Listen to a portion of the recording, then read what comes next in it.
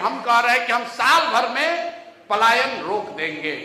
तो आप पहले आंकड़े समझिए कि रोजगार कहां पर है। जो लोग भी कहते हैं कि हम सरकारी नौकरी दे देंगे, आप सुन रहे हैं बिहार में बहस चल रहा है पिछले 2 बरस से कि हमने 5 लाख नौकरी दिया कि 10 लाख नौकरी दिया। एक आंकड़ा आपको दे रहा हूं, बिहार में 75 साल में मुख्य सचिव से लेकर चपरासी तक अगर जितने भी सरकारी कर्मी हैं, संविदा कर्मी इंक्लूडेड, सबका गिनती कीजिएगा तो बिहार में 23.25 लाख लोग ही सरकारी नौकरी में हैं। कितना? 23.25 लाख, मतलब 1.97%। 2% लोग बिहार में सरकारी नौकरी करते हैं।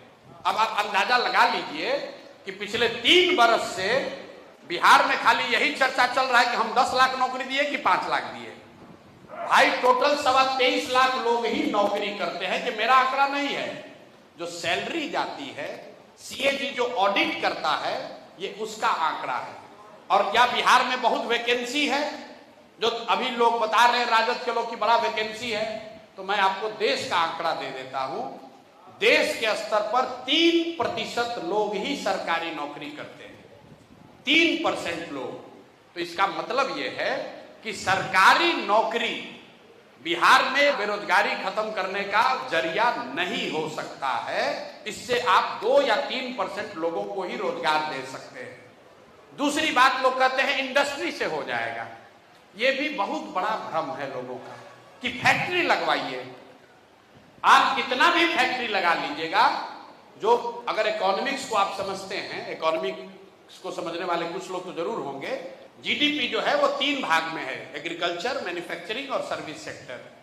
तो एग्रीकल्चर और मैन्युफैक्चरिंग दोनों को मिला दीजिएगा तो भी वो 35 से 40% ही होता है।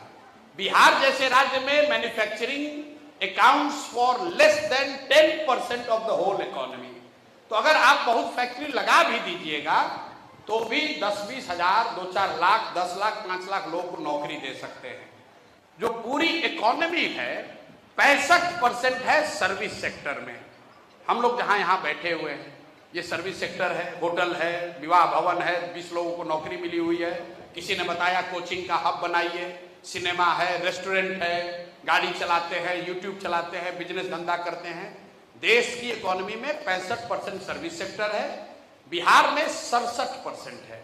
तो अगर बिहार में रोजगार क्रिएट करना है तो सर्विस सेक्टर में ही सबसे ज्यादा संभावना है। उसके लिए क्या करना पड़ेगा?